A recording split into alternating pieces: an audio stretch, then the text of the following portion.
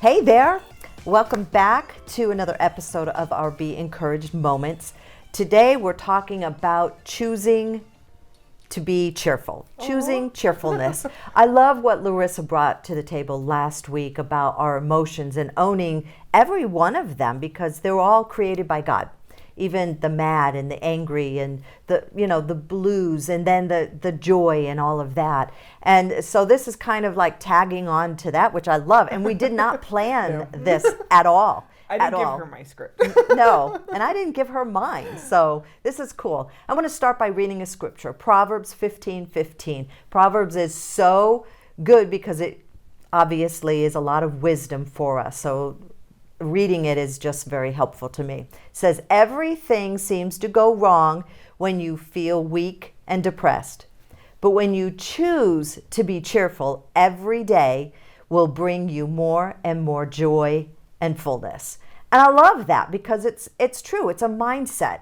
You know, if you choose to be in the dumps, you're going to be in the dumps. But if you choose to be joyful and choose that cheerfulness, then your day is going to be more like that. Now, I'm not saying that your circumstances are going to go away, right, because most of the time they won't. But we have power through our minds and what we choose. And with God, all things are possible, right? So even though, and I'm going through something right now too, that it's kind of heavy, physical and work-wise and home-wise. It's just a lot of stuff going on in my life right now.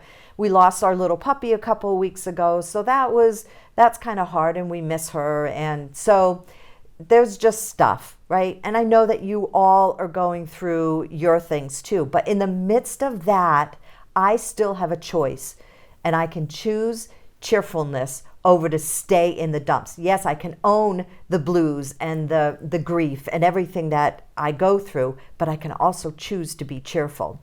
So we cannot avoid the stress in our life, or we can't sidestep grief because it's just going to happen, right? We have seasons of great loss, as you know with my story, and I'm sure all of you have seasons of loss. And we also have seasons where we are overworked and grasping for extra time at work, at home. You know, both of us are laughing because we are totally going through that. Yeah. It's just like, how can I handle this better, and how can I get to point B when point A is miles and miles away? So we're just kind of in the middle of that. So how can we choose cheerfulness when we are absolutely overtired? I wake up tired sometimes. We talk about this a lot too, and I know we're not the only ones going through this. There's so much happening right now.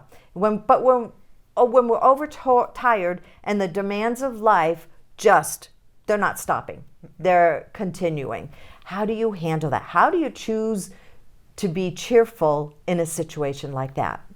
So choosing to be cheerful has a lot less to do with what our reality is giving us, and more to do, get this, with being open to hope and joy in the simplest forms. And we talk about the simplest things. You don't have to, jump out of an airplane to choose to be cheerful. And I would never do that. I know that she has, or she will, whatever.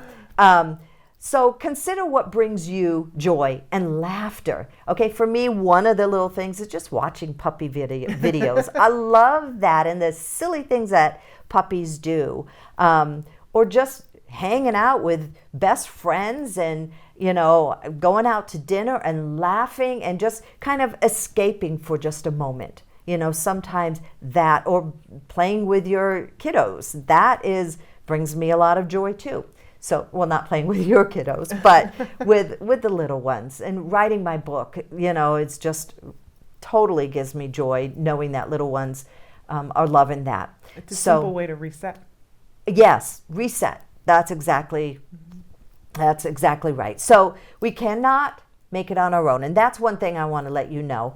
So many times, and we've said this over and over again too, is when I'm going through something, I need Larissa to just listen. Sometimes she doesn't have all the answers, and I don't want them, but she's an ear. And then I feel better. We need friends. We need family. We need community, just like our Be Encouraged tribe. And we want you to know that we're always here. And we tell you that. You're never alone. We're here. We care about you. But most importantly, God cares, and He's always there for you.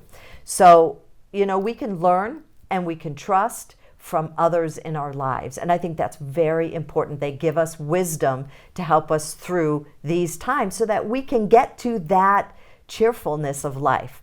But the most important thing, and again, this is another Proverbs 3:5 that says, trust in the Lord with all your heart.